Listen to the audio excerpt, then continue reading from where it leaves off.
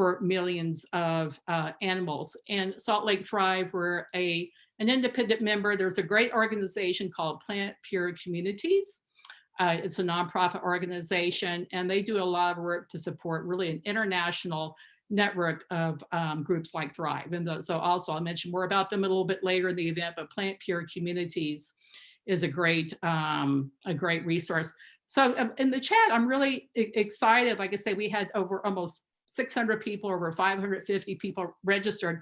Just real quickly, curious as to how people heard about the event. If you can just share that in the chat. I have posted on Eventbrite and obviously in a few other places, but I know we have folks from Virginia, what have you. I see folks from Atlanta, Ontario, New Brunswick.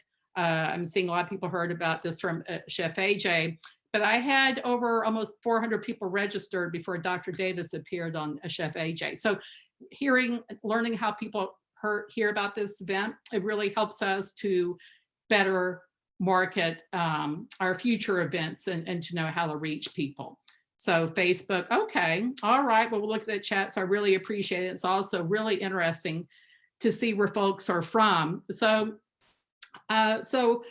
once again, I know, I think a lot of folks are perhaps concerned or what have you, or a little hesitant, or they have some questions or about going, transitioning to a plant-based diet or plant-based food, because I think a lot of people think, and that's why Dr. Davis and I wanted to do the event, because a lot of people think it's going to be really hard, or there's going to be a lot of meal preparation involved, or using a lot of ingredients that are difficult to find at your local grocery store. It's going to be difficult to stay healthy on the plant-based diet, and that is not true. That's one thing we really want to message. We want to really hit home today and provide the related resource. I think another myth, so to speak, is that a plant-based diet or plant-based foods are expensive, and that's not true. Some of the most inexpensive foods on the planet, such as beans, potatoes, rice, corn, what have you, oats, those are really the staples of a plant-based diet. So it is not true. You can certainly make it expensive if you want to, but really as Dr. Davis will discuss, the fundamentals and many of the plant-based dishes will share just foods that you can buy pretty much at any grocery store in the United States. Dr. Davis will be talking about some of the benefits, but I'll just say a plant-based diet. And so I know there are a lot of meanings perhaps. So when we talk about plant-based, it could be anything from someone who's just wanting to get more plant foods in their diet because they've heard it's healthy. So they're just trying to figure out what's an easy way to do that. Maybe they just haven't been eating a lot of, which is true of most Americans. Actually, they haven't been eating a lot of plant foods, vegetables, and fruits. And they're just looking for ideas to how to incorporate more into their diet, all the way to the other end of the spectrum for folks who are desiring to be plant exclusive. So we know that's certainly not true of everyone. So just as a baseline definition, the US Department of Agriculture, they develop dietary guidelines for Americans. They do that every 5 years. They just did the latest iteration. So they recommend overall the Americans get at least 75% or 3/4 of their plate of their food from plant-based foods. So that's how most of the calories or what have you are being from plant-based foods. So anyway, once again, thank you so much. We're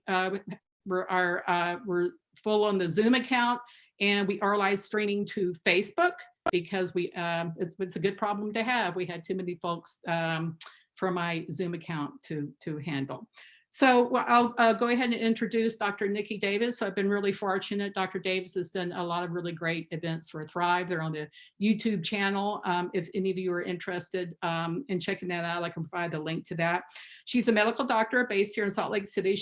She specializes in plant-based nutrition, and she's helped many of her clients. We have all kinds of questions about nutrition, about healthy food, and that type of thing. And so she's going to discuss making the transition to a plant-based food and keeping it sustainable once you start this journey, how to stay on it, some common pitfalls, and some easy meal ideas. So without any further ado, I will turn it over to Dr. Nikki Davis.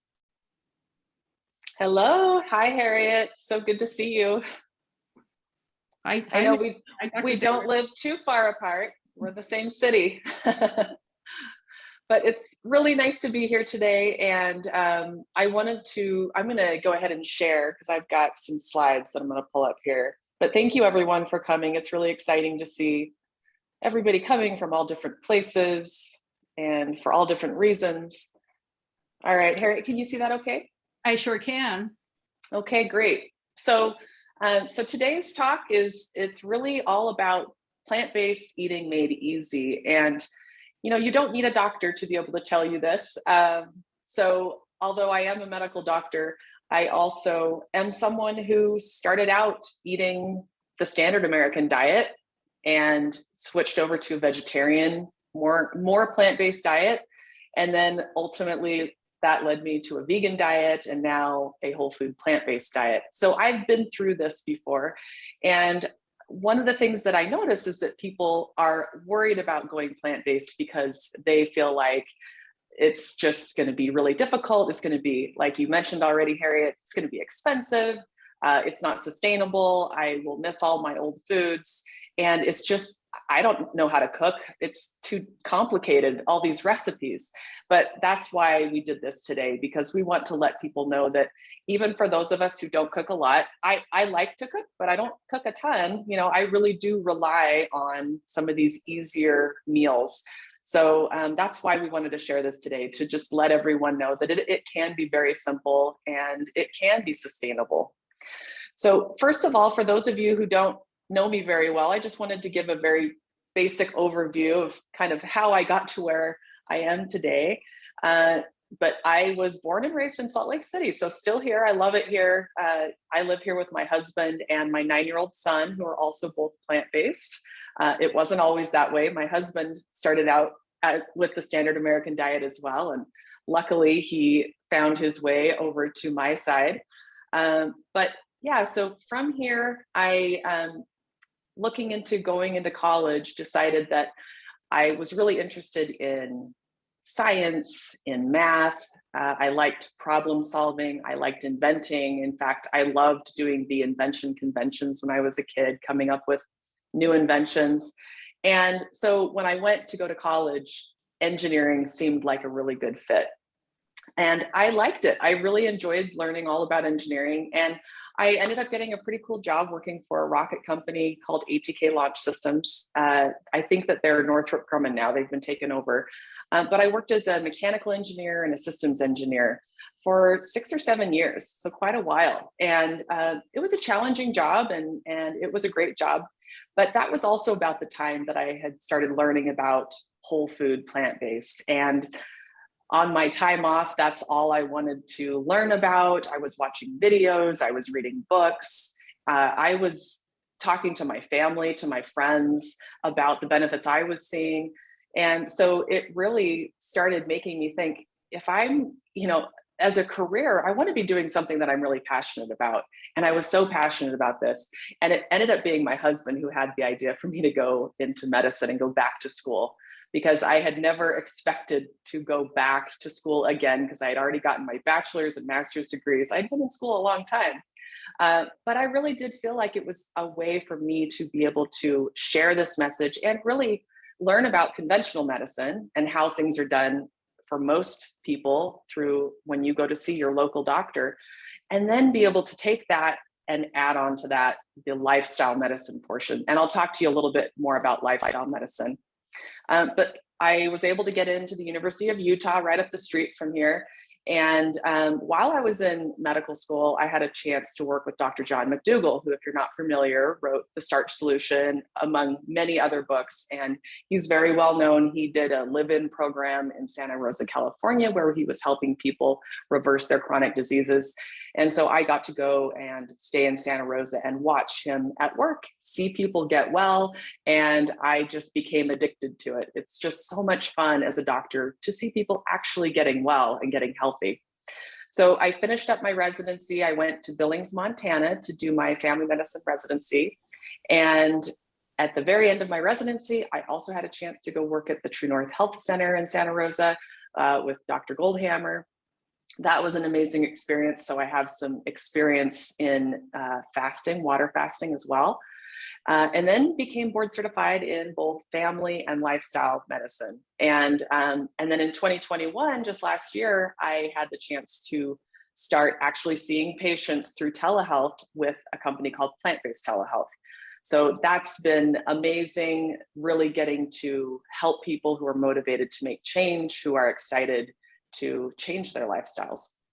So I just wanted to go over quickly about what is lifestyle medicine versus conventional medicine? So conventional medicine, what I really mean is, when you go to see your local doctor, whether it's a family medicine doctor, an internist, even your specialty doctors, conventional medicine is really focused on getting a diagnosis and then finding a treatment for that specific diagnosis. So for instance, you go to the doctor and they find that your blood pressure is high, and maybe they have you come back after a couple of weeks of checking at home and it's still high, then they're going to say, we're going to start you on a medication. That's usually kind of how things work. Now, they should tell you we could try diet and exercise, but they're not going to really tell you what that means and how to go about it.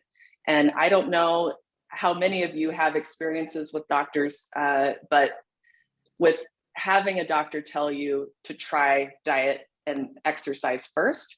But my guess is that that just doesn't happen as much as we'd hoped that it would. So it's really focused on medications, surgical interventions. It's really disease-focused approach. And what happens is the provider is more responsible because I'm writing the script, I'm handing that to you, and all you have to do is then take that medication. I'm in charge of figuring out which medication, how much you need to take. Whereas lifestyle medicine, so that started in about 2004 with the American College of Lifestyle Medicine. And now you can become board certified because there's now an American Board of Lifestyle Medicine and an International Board of Lifestyle Medicine. But really what lifestyle medicine has looked into is it's evidence-based, just like conventional medicine. We really want to make sure that it's evidence-based. So we look at the evidence to tell us how to not only treat, but also reverse and prevent lifestyle-related chronic diseases. And so we're talking about the big hitters here, cardiovascular disease, hypertension, diabetes, obesity. And what ends up happening is the patient is more responsible. So I ask of you to then go through and change your entire lifestyle, which can be difficult, right? There's so many aspects of changing your entire lifestyle. And that's why today we want to talk about what are some of the things that are hindering that change, that transition to a plant-based diet, and how can Harriet and I help you make it easier? And so the beauty of that is I really help people kind of make that transition and help them through that process.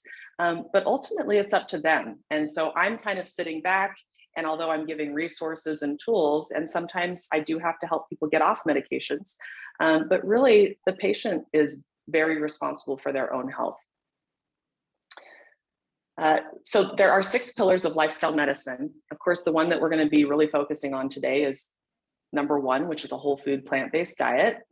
And of course, there are other aspects of lifestyle medicine: physical activity, stress management, emotional wellness, sleep, getting good quality sleep, avoiding risky substances, so tobacco and even alcohol, and then positive psychology and social connectedness, which I know that with the pandemic that's been going on, I can't believe it, but over 2 years now, a lot of us have been suffering from stress, from not having the social connections that we hoped that we could have.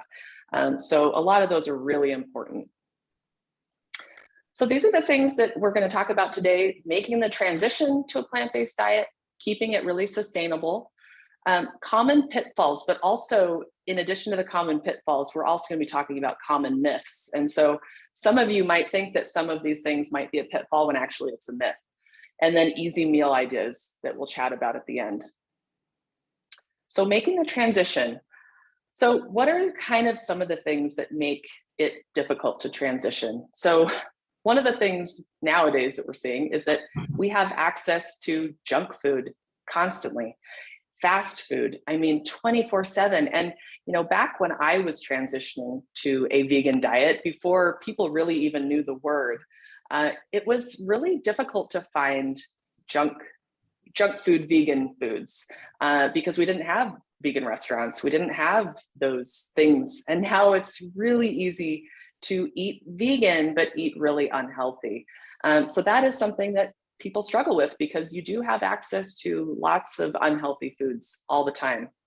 The other thing that people struggle with is family traditions. So for instance, you have Thanksgiving at your house every year, and you are used to making the turkey and the stuffing and the mashed potatoes and gravy. And that is what people expect, and people come over. And so those kinds of things can be difficult. Social implications. So I put on there being the odd one because, you know, as anyone who has gone to being vegan or plant-based knows, you're the odd one out. And that can be difficult, just feeling like you're the weird one. You're the one that is doing something different than everyone else, and you're having to defend yourself. So we're going to talk about that as well. And then coming up with a new routine.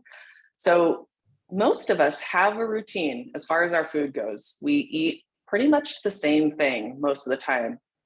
I think that the average person really only has like 4 to 6 meals that they rotate most of the time.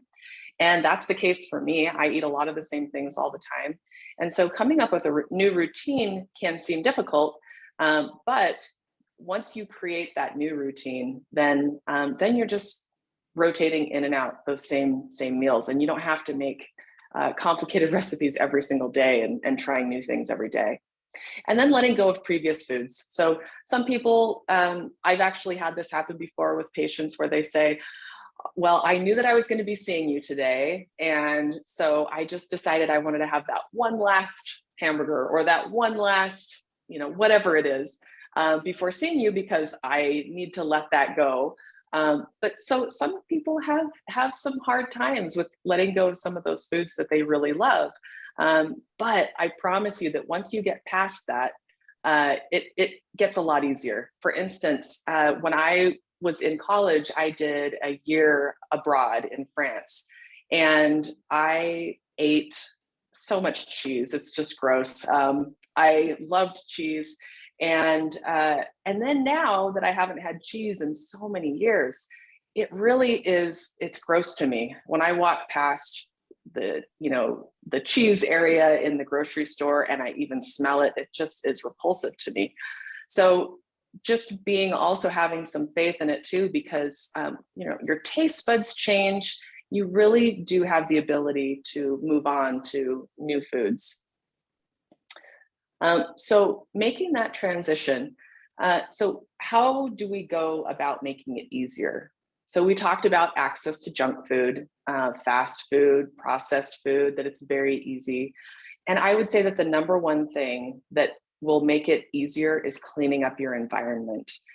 And so what I mean by that is where you are most of the time. Most of us spend a lot of time at home, and at home, you need to have those things in your house that are triggers for you, are things that you reach for when it's late, when you're tired.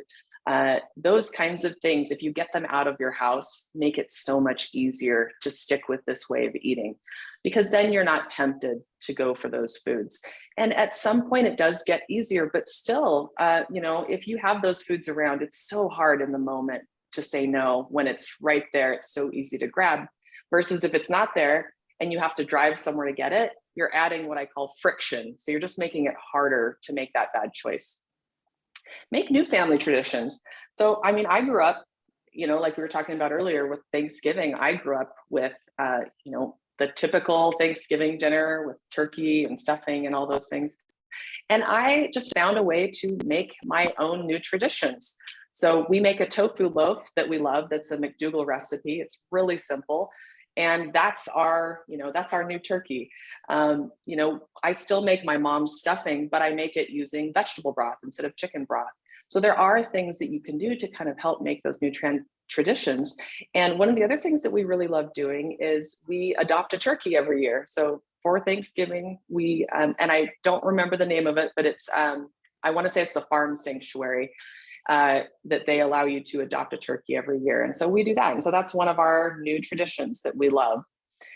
Social implications. So one of the things that I think is so important is you've got to find support.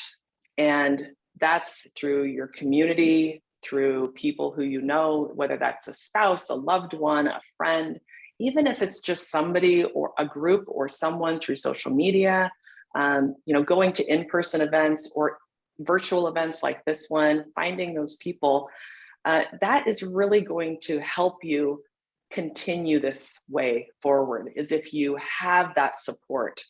The other thing I put on here was I'm just trying it out. So that is something that I learned from Dr. Doug Lyle. He is also in Santa Rosa, California, but he helps teach the McDougall program. He also teaches over at the True North Health Center. And what he says is, a lot of times you'll get some pushback from people who think that what you're doing is crazy. They don't agree with it. They're asking you the typical questions: where do you get your protein? And what I like to tell people is, instead of going into this big talk about, that you know better and your doctor told you this, my Dr. Davis, she told me that, eating animal foods was not good for me. But really what I found is, if you just make it really, no big deal. I'm just trying this out. I'm just giving it a go. And so far it's working for me. And that's really what you just leave it at. And what I found is that if you do it that way, people are less defensive, and people end up coming back to you and saying, that thing that you're doing, is there any chance that you could tell me a little bit more about it? So that's a way to kind of take the spotlight off of you when people are asking you about it. It's just, oh, it's no big deal. Yeah, I was able to get off some blood pressure medication. So that's pretty great. But yeah, it just seems to be working for me. It might not be for everybody. And that seems to work really well. The other thing with social implications is eating out.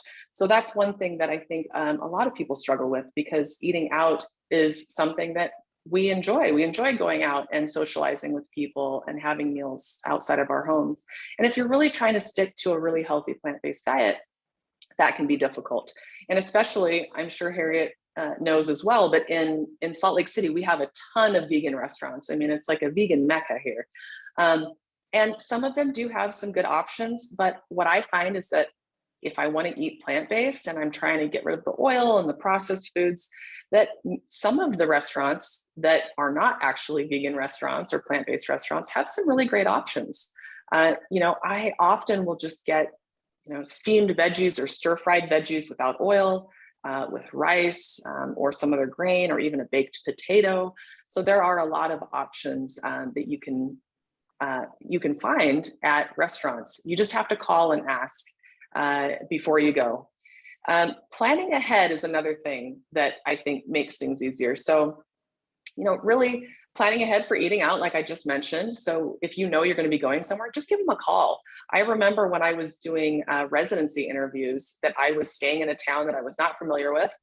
They were taking us to a restaurant that I did not have a choice of. And I called them ahead and I said, I eat plants. I really like starchy vegetables, no oil. And they were able to make me a delicious meal that everyone was really jealous of. So it's definitely possible if you plan a little bit ahead of time. Batch cooking is also something that can help with making it easier. And it doesn't have to be crazy batch cooking, like spend your entire Saturday or Sunday making a lot of things, but it can be really simple. Just making a big batch of rice, or making a big batch of some other grain, or baking a bunch of potatoes all at once, so that as you go on through your week, if you're hungry, you can just grab something like that and heat it up really easily and make a quick meal. So easy to prep meals, that's what we're going to be talking about later today too.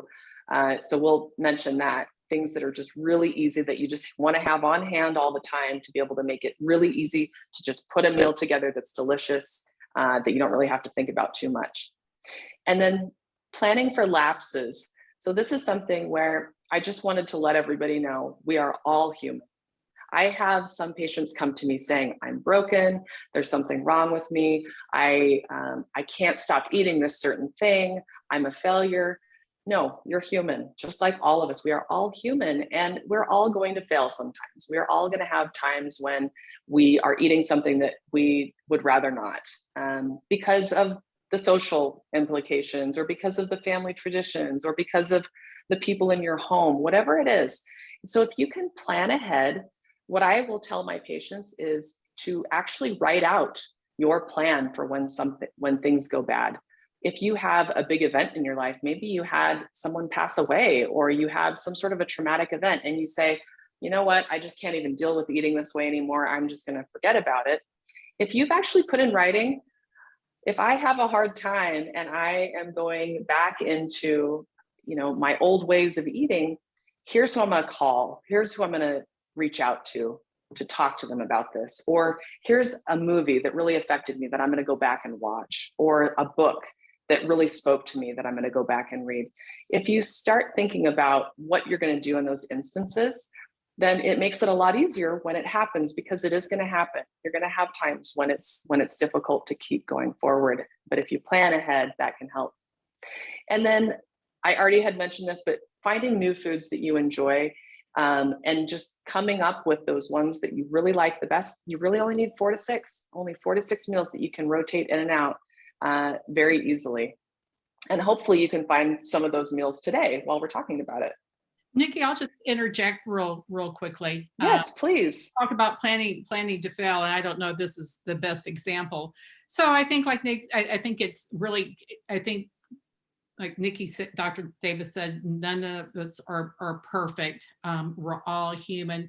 And so, like I mentioned earlier, the USDA dietary guidelines said they recommend at least 75% of our calories come from healthy plant foods. Oh my goodness, if you're there, if you're even, I would say 60%, but 75, the more the better.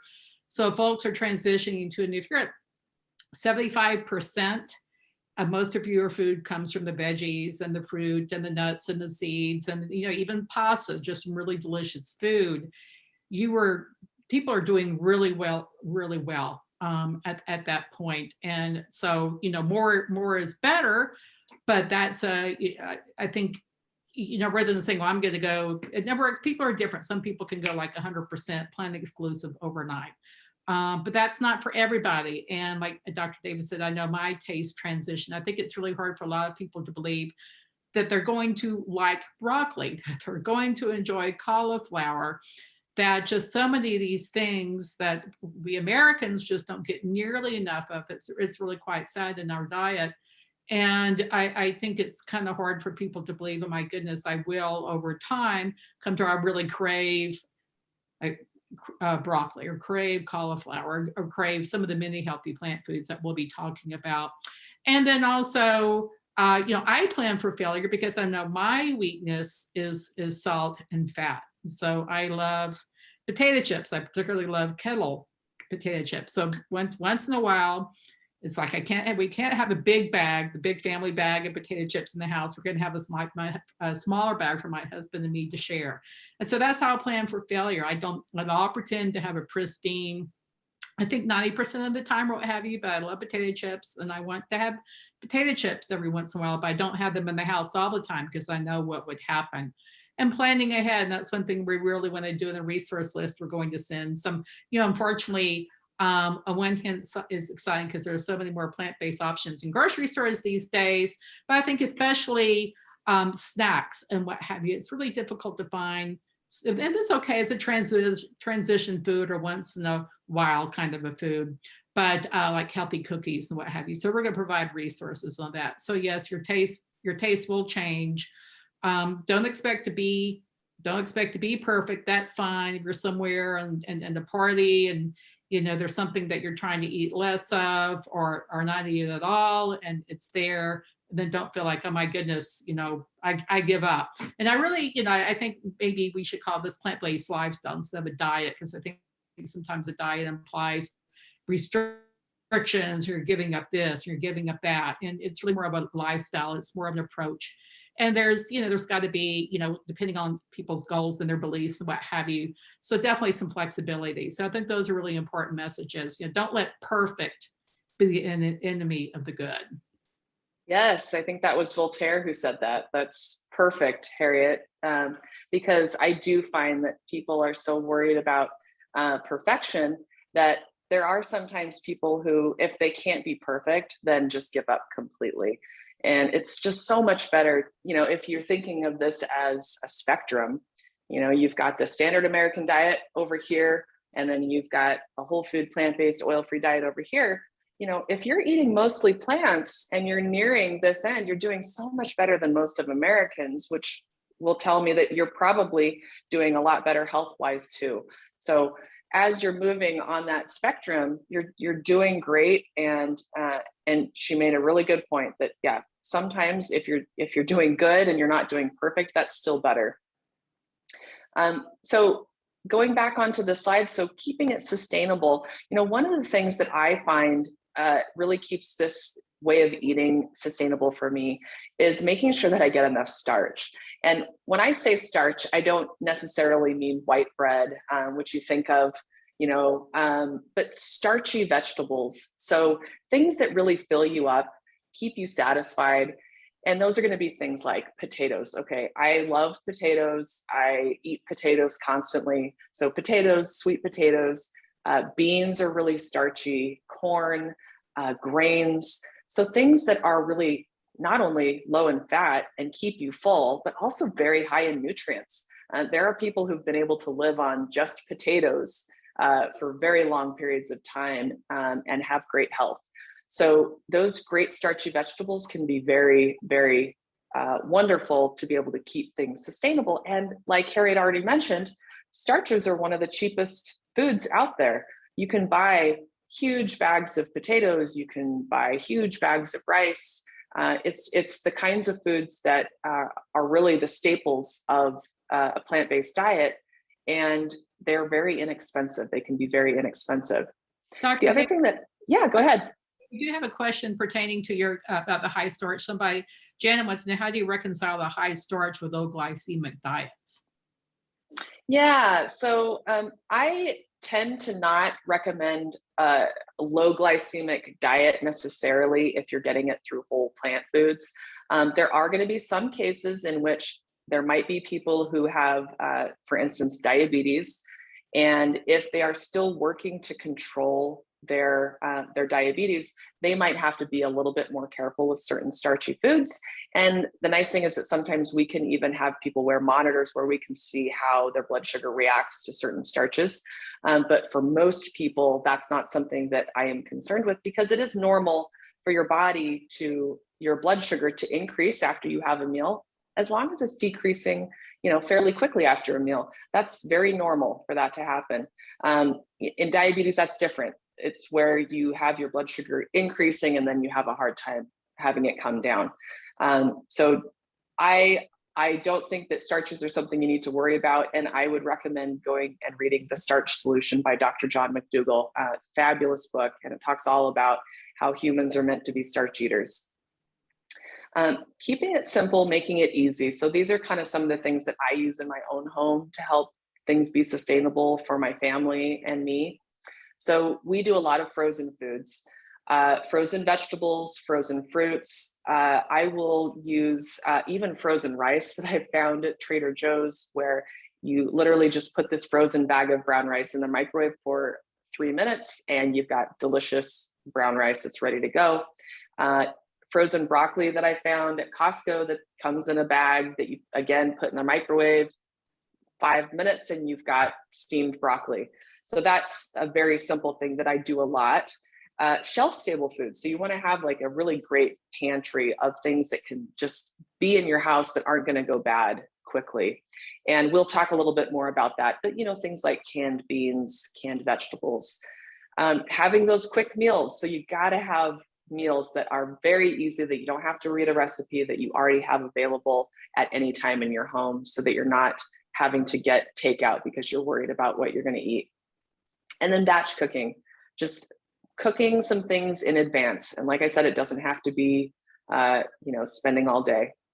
I just wanted to give some resources. These are kind of some of the places that I go to find recipes, and you can find anything plant-based that maybe is something, if you're not already plant-based, something that you really enjoy.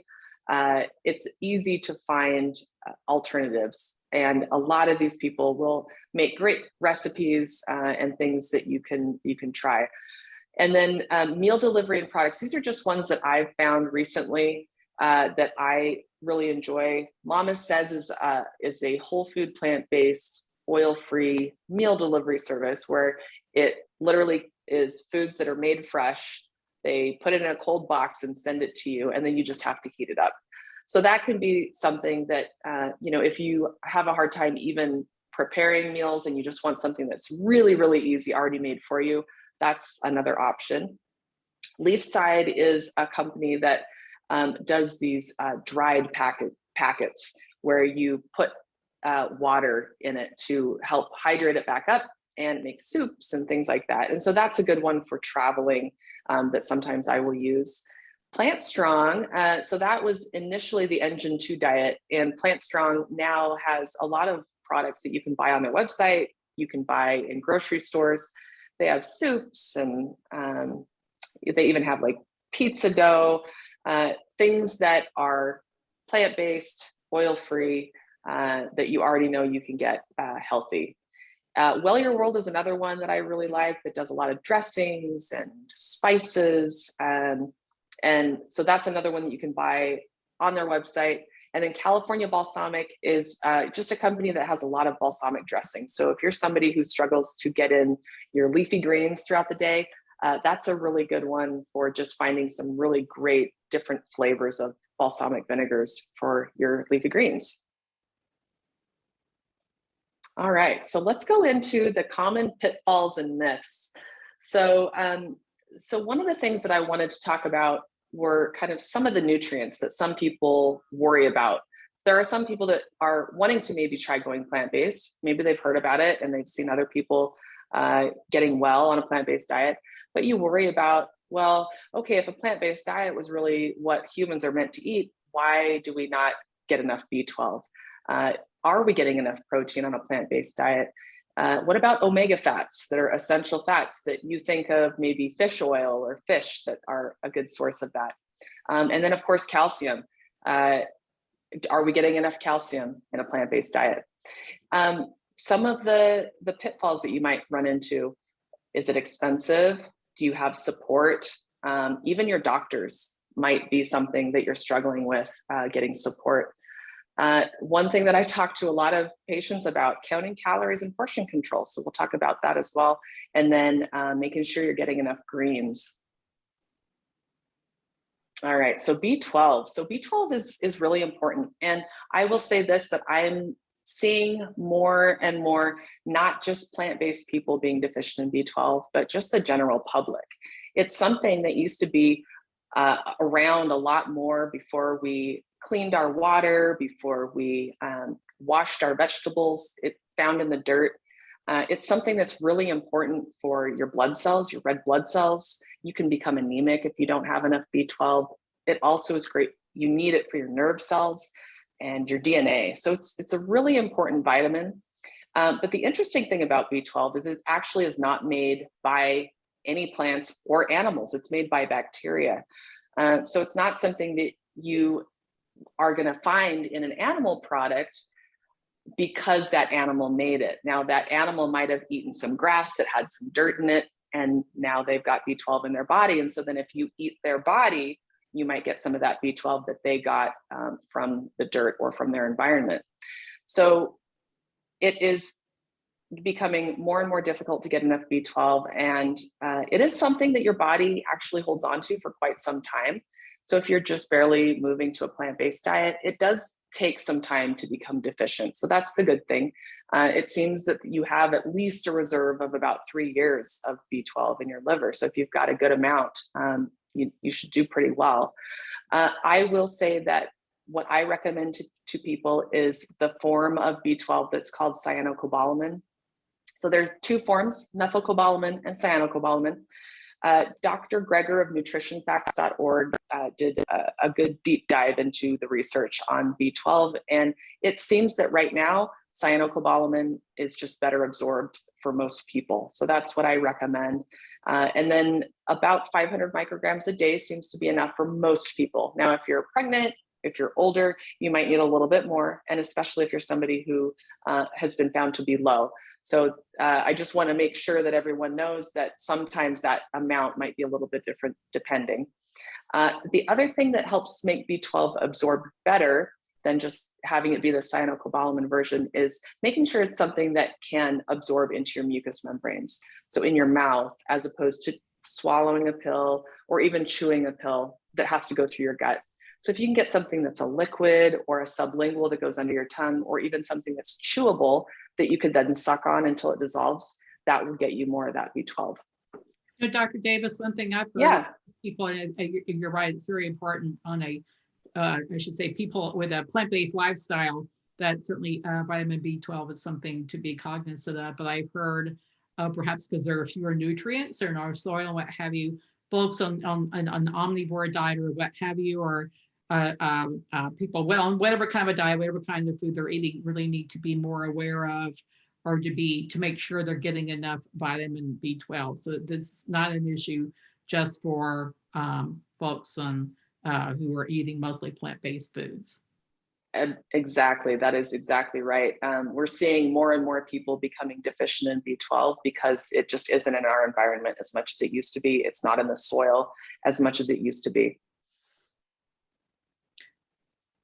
Before you go to your next slide, yeah, sure. We have someone from our in the chat room, so they have some really good questions. I think we'll maybe address a little bit later, but they just asked a question specific to you, wondering if the telehealth company that you're plant-based telehealth, are you covered by Medicare with any kind of a Medicare supplement plan? Yeah, so so plant-based telehealth, we can see patients who have Medicare, but we do not do any sort of reimbursement through Medicare. So you cannot use Medicare to pay for your visits. There are certain doctors who you can see. So when you go onto the website, if you're interested in booking an appointment with someone on there, you do have to let us know if you do have Medicare or not, so that you can choose the provider that can actually see you. Unfortunately, we just don't get coverage through. We don't have any sort of relationship with any of the insurance companies or Medicare at this time. Well, hopefully that might change in the future, but in the meantime, and if you haven't mentioned already, Dr. Davis, like, was it every 2 weeks or what have you, the doctors with plant-based telehealth, y'all do like a free webinar, which is a great resource, and we'll provide that information as well. So folks who are asking, so it is a great way to get familiar with the doctors on plant-based telehealth, including being able to see more of Dr. Davis. And folks, if my understanding is correct or my memory is correct, folks can ask questions during these sessions. So that's a great resource. Yeah, so it's the second and fourth Thursday of every month, and it's 12:30 Mountain Time, so 11:30 Pacific Time. And yes, and one of our doctors that we have is Dr. Michael Clapper. He's very well known in the plant-based community, but we have several doctors. And so you get all of these doctors that are on there that are just answering questions. So you can go on there and post your questions. So it's a really great forum for getting some of those questions answered that we can answer in that place. We of course can't give medical advice, but we can give overall information. Thank you. All right, sure. And then, this is one thing I just wanted to mention, protein, because, I think that a lot of us who are plant-based get this question. I mean, I know that one of my supervising doctors during my residency program did ask me about this, and I had to suppress my chuckle because I feel like it is something that, a lot of us have gone over time and time again, that yes, get plenty of protein. But I think that there still are people who are concerned that, are we actually getting enough protein on a plant-based diet? If someone's asking me about where do I get my protein, what do I even say to them? Do I actually know? So I just wanted to give some basic information about protein. So all living things contain protein, and they all also contain all 9 essential amino acids. So it used to be that people were worried about getting, did you need to combine foods to get enough protein and to get all those essential amino acids? Well, no, you don't. You get all of them, although in differing amounts in different foods. So that's why it's great to have a plant-based diet, because you're getting a variety of different plant foods that are going to have a variety of different amounts of these amino acids. The World Health Organization recommends 0.5 grams of protein per kilogram body weight. So it only ends up being about 5% of your total calories. Now, this is going to be different. So I've got here on the right, if you are a strength athlete or an endurance athlete, you are going to require a little bit more protein. But for most people, most of us, 5 to 10% per day of all your total calories is plenty. And there is a study that was done that actually looked at people who are on plant-based diets and how much protein do they actually get. Well, on average, they get at least 2 times the recommended daily amount of protein. So most people, without even really thinking about it, are getting plenty of protein. And interestingly, if you look at human milk, so looking at when a baby in their first 2 years of life is going to be doubling in size, how much protein do they need? Because they are growing so much in a short amount of time. Well, human milk is about 5% protein. So for us to think that we need anything more than what a baby would need when they are growing faster than what we are is just not something that we need more protein than that. The other thing I wanted to mention, go ahead, Harriet. I was going to say, because Dr. Davis and I were talking earlier, and protein is just such a huge, so anyway, it's somehow we got to, in our culture, we're like, protein is like a huge consideration. But I think a lot of people, if you, certainly my experience, or folks, whether you've already started to transition to a plant-based lifestyle, or you've done it, so you might start to, or you already have, one of the first questions you get is where you're going to get your protein. And so I would say, Dr. Davis has just explained it's really not, it's easy to get protein. All plant foods have protein. But also ask them, and in a very caring way, not in a sarcastic way, but in a very caring way, well, where do you get your fiber? Because it's very sad, because only plant foods have fiber. Only plant foods have fiber. It's what allows a corn stalk or what have you to stand up. They don't have skeletons, so they have fiber that allows them to be upright. And fiber is only about 3 to 5% of Americans get enough fiber, because it's the standard American diet fabric, standard American diet. Standard American, SAD. And so anyway, so we're going to, there's a great book, I think it's called Fiber Fuel by Dr. Will Bulsiewicz. And it's a whole another topic. But with the plant foods, you're really getting your fiber, which especially beans and what have you, just critical for a good gut health and digestive health, and just really it affects your entire body. So so with the plant foods, you're getting plenty of protein, but you're also getting a lot of fiber. Yes, and fiber not only is important to help things move through, I think that's what we think of when we think of fiber, is it helps you have good bowel movements, but you actually have bacteria that live in your body that feed off of fiber. And so to help those good bacteria thrive, you do need to have fiber. And like Harriet said, most Americans don't even get near enough fiber every day. We do have one quick question specific. Wondering, can you get too much protein as you age? You can, that's one of the concerns that I have. I will see people who are taking protein supplements, or they're eating processed foods that have isolated protein. There is some good research that has been done that elevated levels of protein, more than what you need, can be damaging. And there's a great book called The China Study, where they did some a great look into protein and whether you're getting it from animal foods or plant foods, and cancer risk.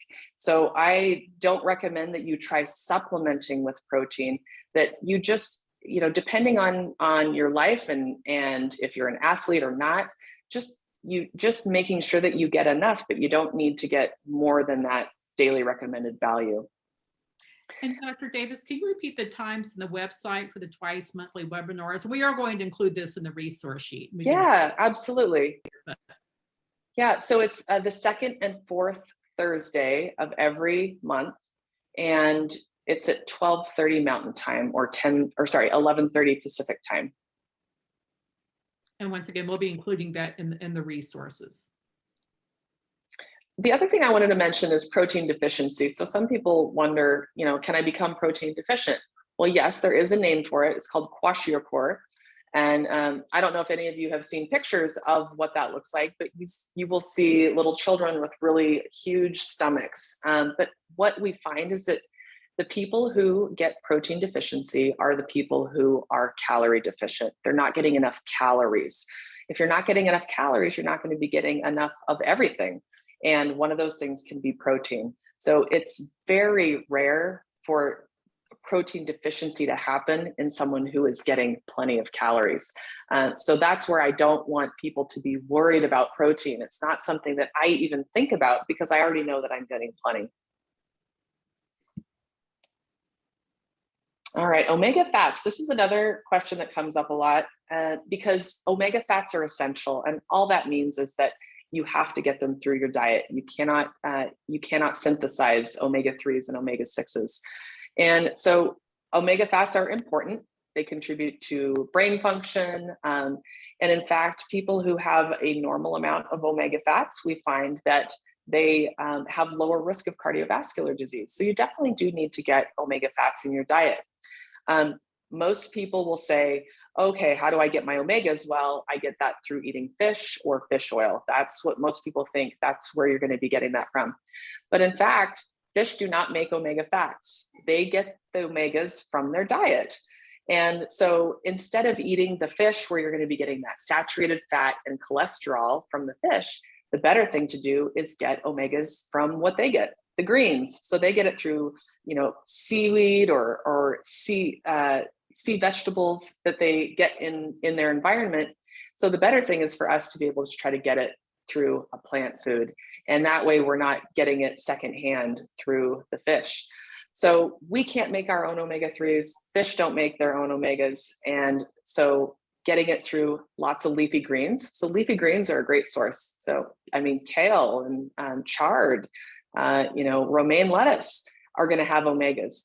The other great source of omega fats are going to be nuts and seeds. Walnuts are especially great. Flax seeds are great. I will often tell my patients that you want to get a tablespoon of ground flax every day if you can. That will give you your omegas. For most people, that will get you your omegas for the day. Now, some people also think, oh, olive oil, I could get my omegas from olive oil. Well, you'd have to drink 1 cup of olive oil a day to get as much omega that you would need for your daily values. But the same amount is found in just a tablespoon of flax seeds, so that's even better. The need of omegas is pretty small, so you really don't need a lot. But I do see that people can become lower on their omega fat levels, if they're not getting enough leafy greens, which is, I think, one of the things that I want to make sure that a lot of people are getting plenty of throughout their day is leafy greens. Very nutrient dense, very calorie dilute, fills you up. Everybody should be getting at least a salad a day. All right, and then calcium. So calcium is another question that a lot of people will get about a plant-based diet. Calcium is mostly in our bones. And yes, cow's milk is the #1 source of calcium in the US. That's where most people are getting it. But cow's milk is also the #1 source of saturated fat in the US. So why would you want to get your calcium from something that is also going to give you lots of saturated fat? You just don't need to. And in fact, that calcium is coming from the plants. That's where the cows are getting their calcium, is through the plants. So there's no reason that you shouldn't be, again, not skipping. You need, just skip the middleman and get your calcium from the vegetables. And again, there's those leafy greens, the dark green leafy vegetables, kale, broccoli, bok choy. And not only that, but plant sources of calcium, you are going to absorb even better than getting calcium through a dairy product. So about twice as well as getting it through, like, say, cow's milk. The other thing is that if you are taking in dairy, so we already mentioned saturated fat that you're going to get in dairy products, even if they're fat-free. But dairy has been found to increase the risk of prostate cancer. You would think that dairy would lower the risk of hip fractures and bone fractures, but it doesn't. In fact, it increases your risk. It also increases your risk of cardiovascular disease, of premature death, and overall cancer risk. So there is absolutely no reason that you need to worry about getting calcium by getting it through a dairy product. It's better to just get it through the plant foods. Harriet, you're muted. There we go. I believe somebody had a question, is raw or cooked better? I think that's referring to your discussion of green. Yeah. So I think having it in both ways is great. So having a raw salad is great, and cooked can be good too. You know, cooking it down sometimes is easier for people to get enough. And in fact, you see this picture right here. This is a soup that I made not too long ago that has kale in it, and delicious. But I also get lots of leafy greens that are raw too. So I think getting a mixture of both is fabulous. And honestly, the more, the better. So if you can have a leafy green salad, throw some, you know, kale or spinach or whatever you like into your soups and stews, that's great, because then you're just getting more nutrients. Okay, thank you. I also wanted to talk about the expense of a plant-based diet, because that is something that I think a lot of people worry about, that it's going to be really expensive. We did already cover this earlier, but really focusing on whole foods. Whole foods. Don't buy the processed foods. I know it's really tempting because there are so many processed vegan foods that are out there, but they're expensive and they're not really healthy. So if you can just focus on the bulk section where you get all your grains and oats, that's where you're going to find so much bulk of food for such a little cost. And really, these are the foods that you want to focus on: your starchy vegetables, your grains, your non-starchy vegetables, your fruit. And then the other thing that you could do is have shelf stable items in your pantry. So whole grain pastas, beans, canned vegetables. Those can be something that you can put away and have anytime, that you can bring it out, and you don't have to worry about running to the store to get things. If you've feel like you're running out of food, you can always have those in your pantry. This is a picture of my husband and my son and I. We were at Timpanogos Caves actually this last fall, and this is really to talk about just support and community, making sure that you're getting that support that you need, that you have a community, because sometimes it can feel isolating to eat this way, to have this kind of a lifestyle. So you really do need to find your support. And I will say, this is the first thing that I put on here: your doctor didn't get any nutrition training. So I do find that some people will find out about a plant-based diet and they might even start it. And then when their doctor finds out that they're thinking about it, their doctor might say, well, that's not healthy. You're not going to get enough protein, or you're going to be missing out on important vitamins or important nutrients. And that person might give up. So I just want to remind everyone, because I've been through medical school, we did not get nutrition training. I had to go and find my own way of getting trained in nutrition. And so just keep that in mind. If you are looking to find a doctor that understands plant-based, then you could always find one of us at Plant-Based Telehealth, which I didn't put on there, but plantbasedtelehealth.com. There's also a great way to find all sorts of doctors, or healthcare providers, not just doctors, but physician's assistants, nurse practitioners, specialists, even therapists, just by going to either pcrm.org/find-a-doctor or plantbaseddocs.com. It's a really great resource where you can find people who specialize in something that you are looking for. And they will also tell you on there if the person is local, or if they just do telehealth. So, and then another one is, so Harriet had mentioned that her Salt Lake Thrive group is a plant pure community, and that's another great one. So if you go on there, you can find some local groups, just like Salt Lake Thrive, who's putting this on tonight, to find that community and people that get together, have potlucks and things like that. There's also the Plant-Based Nutrition Support Group, pbnsg.org. And they have some great ways of getting people together as well, and having not only in-person events, but virtual events where you can meet other people. And then I also mentioned social media is great for finding your community. As much as I don't love social media, Facebook and Instagram, there are some great groups out there that are doing great things, helping answer people's questions. If this is something that's new for you, this is a great way to be able to find people who are like-minded, and you can maybe answer questions that people have, or they can answer questions that you have.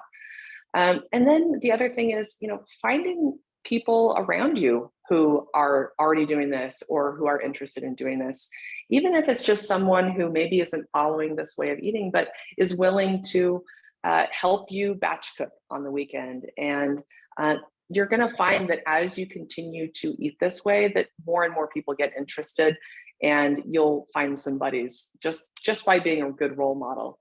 And if all else fails, yeah, go ahead. I was going to say, Dr. Davis, I think starting your own group. So that's basically through Plant Pure Communities in Salt Lake. So we had someone express frustration earlier because they're living in the 55 plus community, and apparently, they're a couple, and no one else is interested in eating the same way, and they can't bring their own food to events and what have you. So I would say certainly start your own group, like plantpurecommunities.org. We're going to include that in the resource list.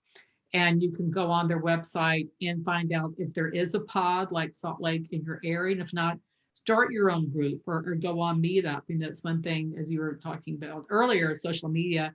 The good thing about it is there are so many ways to connect or find ways to bring people together.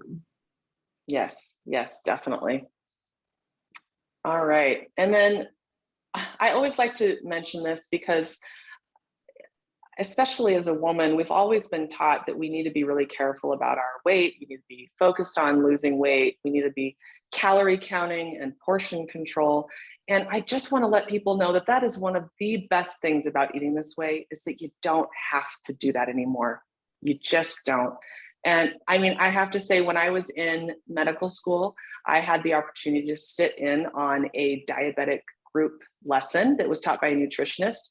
And in fact, I think I even saved the handout because it just was so sad to me. They were bringing out all these plastic pieces of food. Okay, this is what one serving of rice looks like, or this is what one serving of dairy looks like. And putting it on these plates and telling people, make sure that you only have your one serving, make sure that this is the amount of calories that you're getting every day, write everything down. If you don't want to go over that. And I just don't understand how that is sustainable. It's just not. So the beauty of eating this way is that as long as you're eating the right foods, you're eating the plant foods, you don't have to worry about that. You get to eat when you're hungry. You get to stop when you're full. You're eating those starchy plant foods that we talked about earlier that keep you full, keep you happy. I mean, I eat mashed potatoes and gravy all the time. I love it. That's comforting food. That plant foods are very comforting foods. The only thing that you want to make sure of is that you're not getting a lot of those calorie dense foods like oil. Oil is not a food. Oil is something that's been stripped away from its natural whole food product. And it's just not something that you need to have in your diet as a main part of your diet, because that will make it difficult for people to either lose weight or decrease their cholesterol if they're getting a lot of oil in their diet. And then, of course, just being careful about not getting too many animal foods. The best is if you get none at all.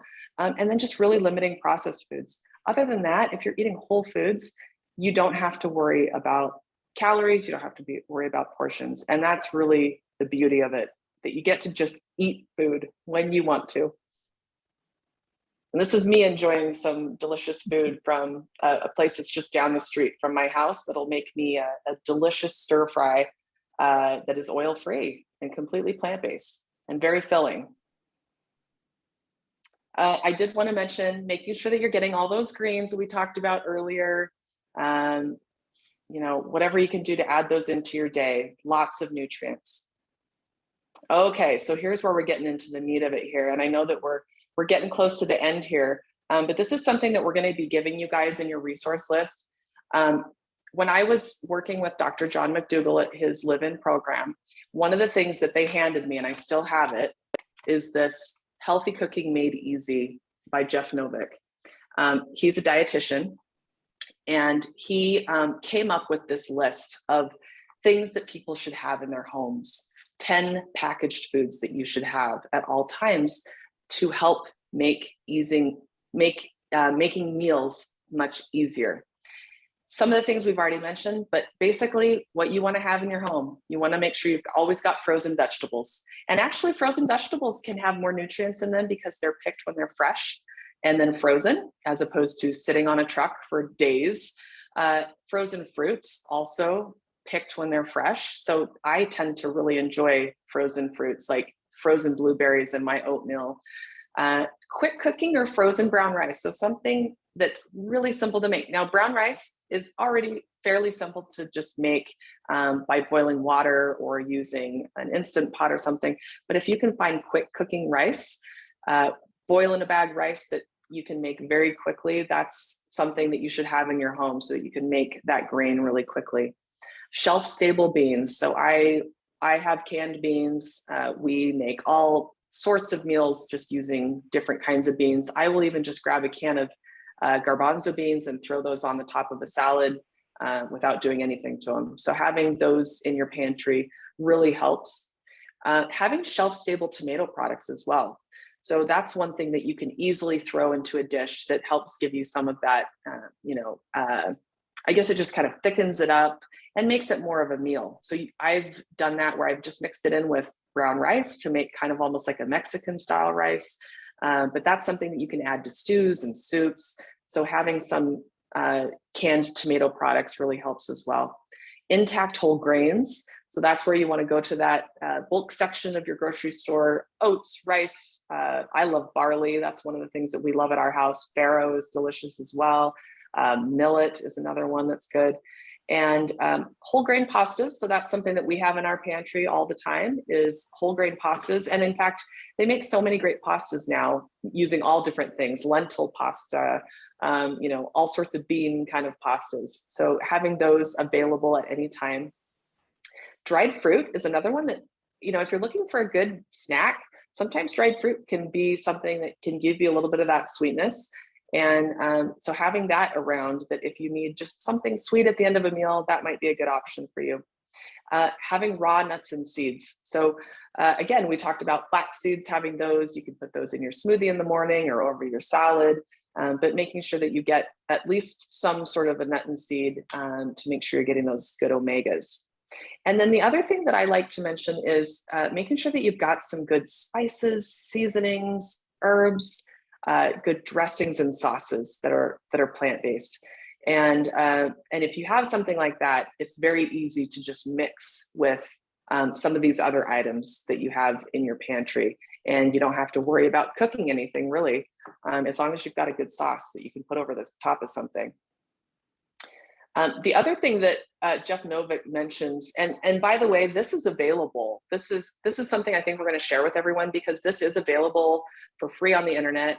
Dr. McDougall's website has this that you can just print out that has a list of all of these items that he recommends that you have in your house. And then he even goes further where he says, to make a meal, you really just need 5 basic ingredients, and you can make lots of different meals using just these 5 basic things. So either a cooked whole grain or a starchy vegetable. So that might be where if you've made a bunch of baked potatoes, you've cooked up a bunch of barley on the weekend, that now all you have to do is grab a scoop of that and you can heat it up. And then if you have frozen non-starchy vegetables, you've got mixed vegetables that are frozen, broccoli, cauliflower, whatever it is, that's something that if you have that in the freezer, you always have access to it. Canned beans, packaged tomatoes, and then some sort of spice or seasoning. And if you put those 5 things together, you can make a meal. So what's great is that he's come up with all of these recipes where you can take these 5 items and make a very quick and easy meal most of the time. Now, I also sometimes instead of using the packaged tomatoes, we'll use like a vegetable broth instead. So that's another option instead of doing packaged tomatoes. If you're somebody who doesn't like tomatoes, that you could use something like that instead. And I really appreciate Dr. Davis that you talked about, because I mentioned earlier, I think one of the concerns that are thinking about eating more plant-based foods is that, they're going to be chopping and icing and what have you with the vegetables and the fruit. And so sure, it's great to go to the farmer's market and get the locally grown organic foods, but it doesn't have to be that, that you don't have to spend hours or every time you prepare a meal, have to be slicing and dicing an onion or the bell pepper or what have you. And like as you said, these frozen vegetables and fruits are just as healthy as, the fresh variety. And also, beans. My goodness, I was in the store the other day. I think it was organic beans, like a dollar, like 10 cans of beans for $10. It's just Yeah.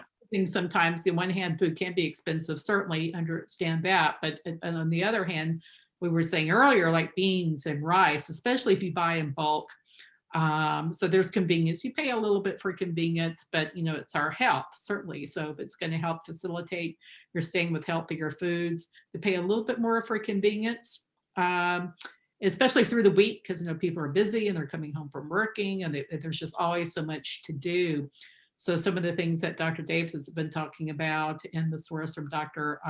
Novick, and my goodness, a snack, it can be peanut butter and jelly. Look for low sodium peanut butter and jelly that's in fruit juice. But it does not have to be fancy. It does not have to be difficult or complex. I make oatmeal. We'll have some oatmeal cookie recipes. We've got recipes for 2-ingredient or 3-ingredient oatmeal cookies. You just throw them in the bowl, mix it up, and put them in the oven. Or there's also a lot of recipes for no-bake cookies, what have you. So I think that having something that's made from everyday ingredients, oats and dried fruit and what have you, that's easy and cheap and easy to prepare, but you have that, when hunger strikes, as it does for me, more often than I wish it would, but I always have something, or having like the potatoes and just putting some low sodium refried beans on some potatoes or with rice and salsa, and it's delicious and it's filling. So I think, she's making a really good point that and most people aren't cooking. It's nice and new learn a new recipe, but most people aren't cooking, doing new recipes 365 days a year. Most of us find our favorites and okay, it's pasta night, it's taco night, it's burger night, or what have you, and go through the rotation. So I think having the list of foods that she spoke to really makes that a lot easier. Yeah, and I wanted to show just some pictures of some of the foods that these are specifically, these first few are from Jeff Novick. So in that handout that you guys will get, but this longevity soup is just those 5 basic ingredients to make that. He's got a veggie burger, 5 basic ingredients to make a veggie burger. Quick and easy hummus, again, something really easy. And that's, if you're wanting to have sandwich ideas, you can easily make a big batch of this hummus, have it in your fridge. It's very easy. You just throw everything in the blender, literally, mix it up, or your food processor, and have a sandwich on some whole grain bread. It's delicious. These are some of my favorite meals right now. This is one that I've been making a lot lately. It's just tostadas. So I will use just a corn tortilla, and you want to look and you want to make sure that the corn tortilla doesn't have tons of ingredients in it. I look for one that doesn't have any oil in it. These I found just corn, a little bit of lime, and water, I think. And I just heat those up in the oven super quick. They get nice and crispy. And then over the top is just fat-free refried beans that came out of a can that I just heat up. And then I have a little bit of avocado, some salsa. Sometimes I'll have chopped tomatoes on there. Of course, I've got to have my my cabbage or my leafy greens over the top. And there's a delicious dinner that took me, 5 minutes to make. So easy. And my whole family loves it. So easy. This is one that I just threw together one day, where basically I wanted to make sure I got some good leafy greens in it. So I just put on the bottom, I think that's just some kale, and then chopped up some quick tomatoes and red onions, and then threw over some rice and beans on there. And that was my dinner.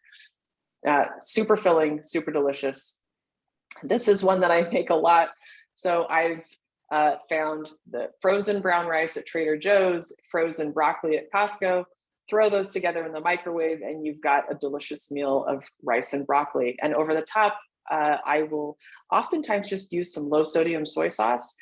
I also have some dressings and sauces and things like that that I'll use sometimes, like from Well Your World. But really, it doesn't need to be super complicated, just some low sodium soy sauce. And I'll even sprinkle some roasted sesame seeds over the top too. That makes it even more delicious. This is a recipe that you guys will get. That's one that my mom discovered, and we make it. It says Pozole dip because it really isn't Pozole. It's not really a soup, but it has some of the same ingredients, and it includes tempeh and rice and corn. It's got the tomato in there, so if you've got the canned tomatoes. So a lot of this is, again, from kind of those easy ingredients that you just have in your home. This is something that I could easily make tonight because I've got everything that I need. The corn chips are just those same corn tortillas that I've cut into wedges and then just heated up in my oven, and just use those to make this dip that we will eat often just for dinner. It's delicious. This is another recipe I think that we're going to give you guys, sweet potato dal. This is another one that I think that I found out about from my mom. It's really one of those like one pot recipes. You throw everything in, you just like kind of let it simmer for some time. So it's a really quick and easy recipe. Mashed potatoes and gravy. I already mentioned that. I'm a potato lover. That's a really easy one to make. That is literally frozen peas and corn because my husband can't do without. If he has mashed potatoes, he has to have peas and corn. And then the gravy is a really simple recipe that is the fat-free gravy from Dr. McDougall. The recipe itself seems complicated because you have to add certain things. You've got to slowly add the flour to it. It's like brown rice flour that you use. What I do is I throw everything in a blender and I just blend it up, and then I heat that up. It thickens up perfectly. So I don't worry about following the directions on that. I just throw it all in a blender and it works. That's just information about where you can find me for appointments. If you want to look at upcoming events on my website, I have a page on there that talks about these kind of events. We do lots of free events. So that is where you can find me. And then Harriet, if you want to just give us a little bit more information about this resource list that you're going to be sending people.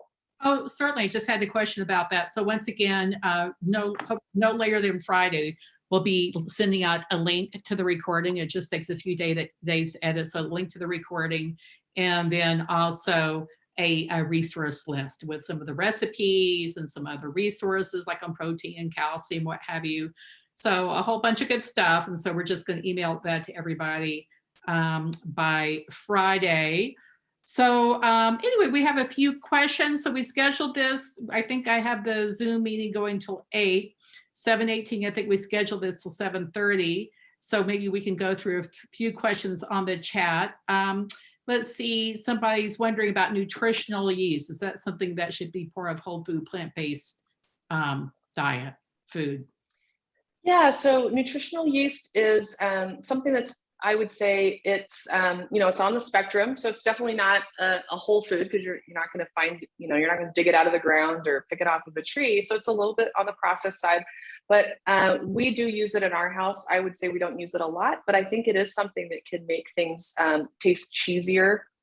And so I think it is a good option for people who are looking into transitioning to plant-based as an option for, say, putting over, popcorn to have some extra flavor, or using in some sauces. You can find some cheese sauces where they use nutritional yeast that'll make a delicious plant-based cheese. So I think that there definitely is something that you can use that is not as processed as some other things. Yeah, I think that's a good point. Don't go crazy with it, but I enjoy having it sometimes on top of pasta or chili, or as an ingredient. So a little can go a long way. Someone is wondering, are dry beans better than canned? Well, they're going to definitely be less expensive and they're going to taste better. Making your own beans, they do. I mean, if you've ever had chickpeas that you've made yourself, cooked yourself, as opposed to getting out of a can, they taste amazing. And so that is something that you could make ahead if you want to bulk, make beans ahead of time and have them in your fridge ready to go. that is something that can be less expensive if you've got the time to be able to do that. You do want to make sure that you've got some canned beans, because sometimes in the heat of the moment, you want to make sure that you've got something available that you can very easily just pull out and add to food if you need to. I always have that can of chickpeas and the cans of black beans. And also, Yep. if you want to do the canned beans, you want to look for the low sodium, no sodium or low sodium. Someone's wondering, Yes. for someone who's not concerned about losing weight, are olives just horrible? Is it? I know they sure are good. They're high fat food. Are they something we should avoid completely, or they are okay? I mean, they're a whole plant food. I would say that if you're adding them to every single meal that you have, probably not a great idea, but absolutely you can use olives. Olives are, have great nutrition. They are going to be a little bit higher fat. So just being mindful of that. You don't want to go crazy with the really high fat plant foods all the time. But having them occasionally is great. This goes back to something you touched on earlier, that we really don't need. I think for a while there was a myth out there that you had to combine the certain types of plant foods to get to other nutrition that we need. Someone's wondering, do you need another plant to release the calcium in plants like citrus or iron-based foods? Well, and they might be talking about, so iron specifically, you absorb iron better when you have vitamin C. So certainly if I have someone who's iron deficient and they need to take an iron supplement, I will always recommend that they have that with some vitamin C, some sort, a slice of orange or something like that. But if you are someone who wants to make sure you're getting plenty of iron in your diet, if you're getting a nice leafy green salad that's going to have lots of iron in it, having some sort of citrus over the top. So even a squeeze of lemon can help you absorb that iron that you're getting from that food a little bit better. Can't hurt, right? So somebody else asked about, I think you touched on this a little earlier. I love my air fryer. So hopefully, I'm hoping the answer to this is yes, about air fried kale. Can you still get all the vitamins and nutrients if we air fry that kale? Yeah, I mean, really, it's just removing the moisture, the water from the food. So it makes it delicious. It gets nice and crunchy. The only thing that I recommend is that you don't smear oil all over the kale chips if you're going to make those in the air fryer. So and that's what's great about an air fryer, is that you can make things like nice and crispy and crunchy and delicious, like potato wedges, French fries, that you don't have to use oil for that deep fried crunch. So yeah, absolutely. That kind of defeats the purpose of eating a helpful food. If you little oil Yeah. every once in a while, but you don't want it dripping in oil. Someone's wondering, I'm not familiar. Someone's wondering, is there a resource similar to whfoods.org that lists nutrients for each food and foods high in each nutrient? I understand that. Mm. So what Dr. Davis, where do you go to for recommend for someone wanting to go and find out which foods have which nutrients?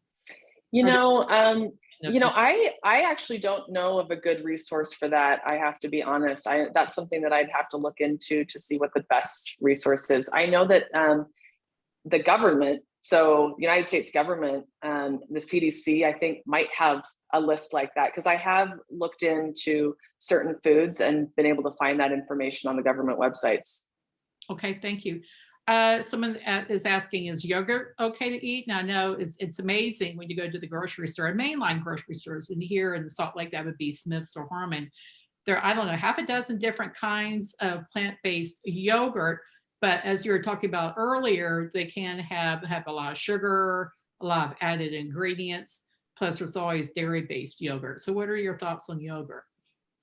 Yeah, so plant-based yogurts, I don't typically do any plant-based yogurts.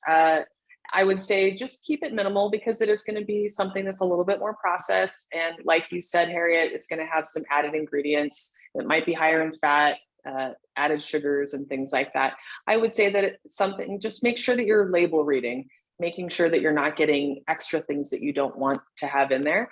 But occasional, if you find something, I know that there's one called, I think, Forager, that does like a cashew-based plant-based yogurt that I think has very minimal ingredients to it that can be good for some things. And in fact, I'm going to be making I made some ranch dressings with Chef AJ earlier today, And there was one recipe that I wasn't able to make because I didn't have all the ingredients. But one of the ingredients for that one that I'm going to make at the end of this week is a plant-based yogurt. So that'll be the first time I've used it in many years. But yeah, I think as long as it's something that's just occasional, that you're not doing every single day, I think a little bit here and there is fine.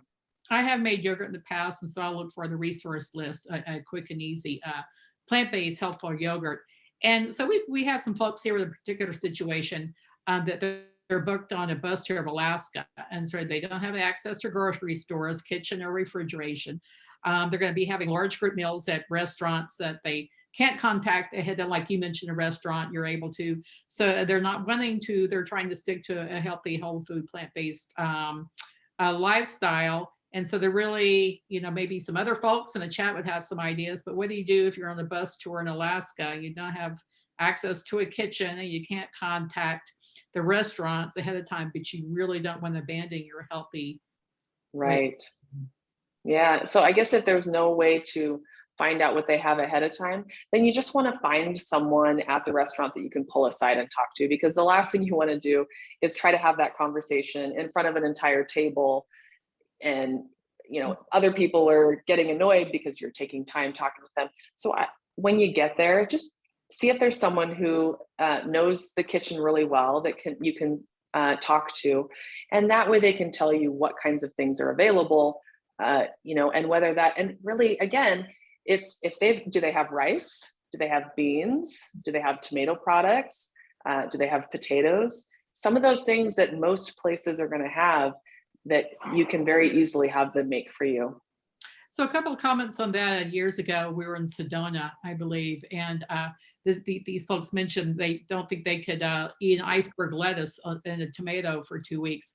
And so they were on the spot, they were able to create this beautiful plant-based meal for me.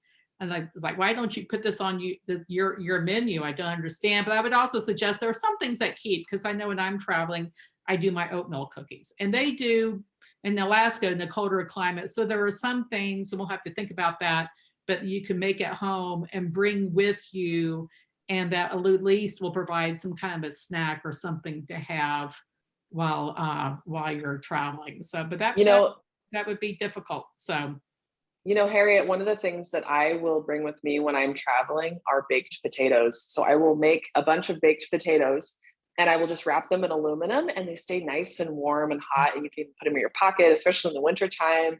They keep your hands warm. And so if I get somewhere and there is absolutely nothing available to me, I still at least have that. And it's something that I know is going to be filling. And if you even can just find a little bit of pepper or some salsa to put over the top of it, then you've got something that you can eat that's really inexpensive.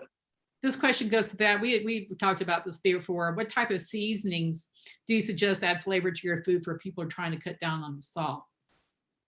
So if you're trying to cut down on salt, you can find some great salt alternatives out there. One of my favorites is ground sumac berries. It's literally just a berry that they've ground up. It's kind of a brown color, but it's like kind of a tangy, lemony flavor. There's Table Tasty. That's another good salt alternative. Well Your World has one called Stardust that's great. But really finding, something, and in fact, Costco has one that I think is just called no salt seasoning. So there are quite a few out there that you can use just over the top of your food to give it a little bit of extra flavor. And what I always will recommend to people, because a little bit of salt I'm okay with, but if you're going to be getting way too much salt if you allow it in your cooked meals. So if you're getting a lot of salt, like you mentioned, if you're buying beans that already have salt in them, maybe you're making rice and you're putting salt in the pot, you're going to just be getting so much salt in that food, but you don't really taste it once you've cooked it. And so then you're not only that, now you're adding salt on the top. So you're getting way more than you need. So if you can cook your food without salt, putting a little bit over the top as needed. But again, there's these great salt alternatives too. So if you can do that, that's even better. Well, thank you so much, Dr. Davis. And thank you, everybody. I think we stayed pretty consistently about 100 participants to the meeting. So this was so popular, and I felt badly because I did include in the email to participants, including one 2 hours before the event that we were going to be live streaming to the Salt Lake Thrive public page. So recognizing the interest, so I'm seeing a lot of comments that this has been really beneficial. We are going to follow up with a link to this recording, and you can definitely stay in touch with Dr. Davis. So I'm thinking probably what we're going to do is schedule another similar event, because we probably learned through the questions and issues that folks had, and that was really helpful to us. So we're thinking, oh my goodness, maybe we just do this 2 or 3 times a year and revise it as we go along, and try to think of a way, maybe next time I'll just go straight to YouTube or something, because the Zoom account does have constraints. So anyway, but certainly Salt Lake Thrive, I'm going to include all the information, my contact information, and be happy to provide whatever additional resources people may be looking for. And also Dr. Davis, like I say, I feel just so fortunate to have Dr. Davis as a friend and as a resource, because she's done several of these events for Thrive, like on weight management, breast cancer, which is so important. So it's really important because like it's people's health. It's our health, it's our quality of life. And there's really nothing more important. And so I'm just so grateful that Dr. Davis will take an hour and a half and prep time as well to provide all this great information, plus the twice weekly webinars that she's on. And if you're able to make a private consultation with her, that's so much the better. So thank you all so much for joining us. We will probably be doing this again. It'll be on Eventbrite and what have you. And it's just great to see so many people interested, because the more the more plant-based you are, it's certainly better for our planet. The environmental benefits of plant-based foods are just enormous. That's another webinar, and certainly it's better for the animals. The more plant-based on that spectrum, the further towards plant-based you can be, it's certainly much better for the animals. So thank all of you. It was great to see you. Really appreciated the comments and the interaction we had tonight, and everybody have a lovely evening. And once again, by Friday, we'll send out, I'll send an email with a link to the recording and the resource list. And please feel free to contact us for any other information. Thank you, everybody. Y'all have a nice evening. Thanks, everyone. Thank you so much for being a part of this. Bye. Thank you. Thank you so much. This was great information. Really appreciate it. Thank you. Thank you. We'll do it again. Glad everybody enjoyed it. Thank you.